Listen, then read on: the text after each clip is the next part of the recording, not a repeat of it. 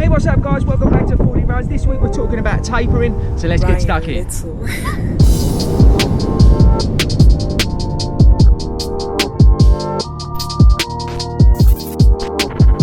Hey guys, what's up? Welcome back to Fordy Runs. If this is your first time at Fordy Runs, smash that pink button down there that says subscribe on it. Go to our Facebook page and join the Fordy Runs running community, and check out the description, there's loads of cool things down there. Right, so tapering. Well, firstly, you've done amazingly well getting this far in your training plan, whether you're doing a marathon, half marathon, or whatever it is. But tapering can be a bit of a nightmare. It's a good thing and a bad thing. I'm going to tell you exactly what I do while I'm tapering, so let's get stuck in. Right guys, so tapering, what is tapering? Well, basically, it's a 2 to 3 week period of time at the end of your training plan where you're going to be reducing your mileage. That's roughly what it is. The reason you're tapering, or going to be tapering, is because you want your body to be in the best possible shape when you get to the start line. Now, you've had a tough 16, 17 weeks if you've been doing a marathon training plan, maybe 12 weeks if you've been doing a half marathon training plan. And it takes its toll on your body. Mentally, physically, it takes its toll. So the idea of a taper is just to bring everything back a bit, kind of hit the reset button to a degree, and just let everything catch up with itself. So when you do get to that start line, your body's feeling fresh, your legs are a bit rested, your joints are not aching as much, mentally you're there, and it's all that kind of, scaling it back. You can taper 2, 3, maybe 4 weeks if you're marathon training. Some people like to do a 2-week taper. Some people like to do a 3-week taper. The recommendation is about a 3-week taper. Me personally, I like to do a 3-week taper, and the reason I do a 3-week taper versus a 2-week one is because I really do like to let my body kind of settle down and find itself again. You'll be surprised how much of a toll that your training has put on your body. So yeah, I do a 3-week taper, and basically, to sum it all up, I kind of reduce my weekly mileage by, the first week I cut it by about 20%, the second week I cut it by about 30-40%, and then the third week I cut it by about 50-60%. So in, let's talk long run, so my last long run will be 20 miles, and then so my first week of taper, I'll bring that down to like a 25 kilometres, so what's that, about 15, 16 miles, my maths might be out here.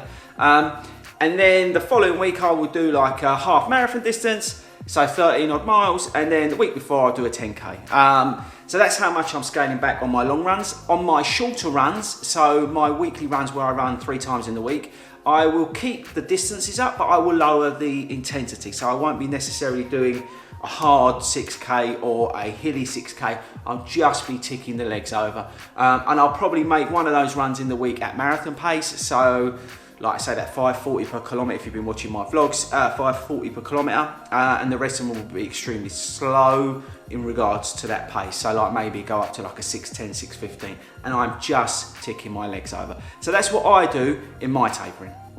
So the other things you want to be doing when you're tapering is trying to catch up with your sleep, looking after your body as best you can. You want to, eat well, drink a lot of water, all those kind of things that you've been doing. Don't change anything, don't do anything new. That's a big mistake that a lot of people make. Don't be tempted to go out and buy a new pair of shoes or a running top or something like that. Try and keep your diet pretty much the same as how you have been in your training plan. Don't try and deviate off of that. Try and keep everything simple. But I say sleep is important because your body basically is recovering during that sleep period. So try, if you can, and factor in a bit more sleep during your tapering period. And yeah, as I say, just try and keep ticking over really, mentally more than anything else. A good tip, what I like to do is I actually like to start planning my race.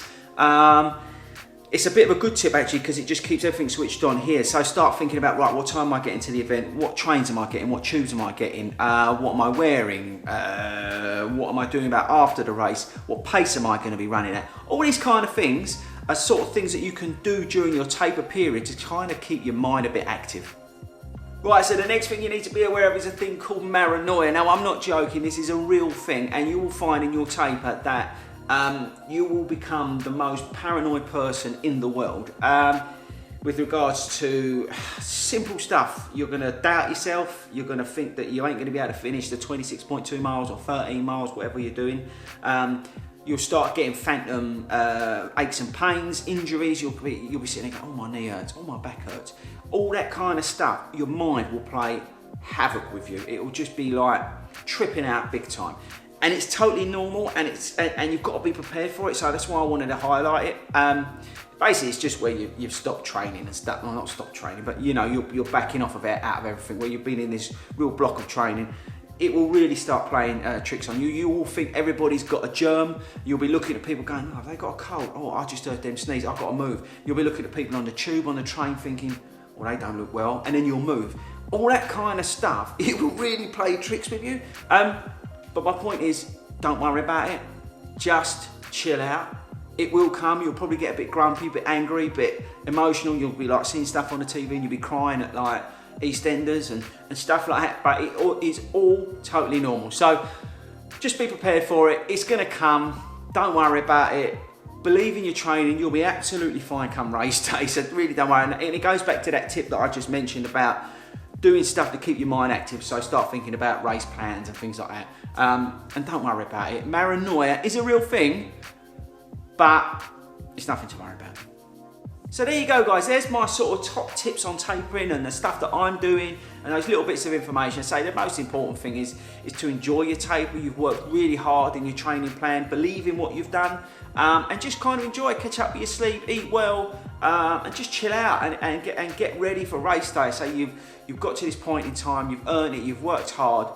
So just enjoy your taper is the sort of last tip I can kind of give you. But that's it from me. Don't forget to subscribe before you leave me today. Don't forget to go over to the Fordy Runs running community. You know, whether you're doing a marathon or half marathon or an event later on in the year, go to the Fordy Runs running community. There's some awesome people on there. Check out the links below, and I'll catch you guys later.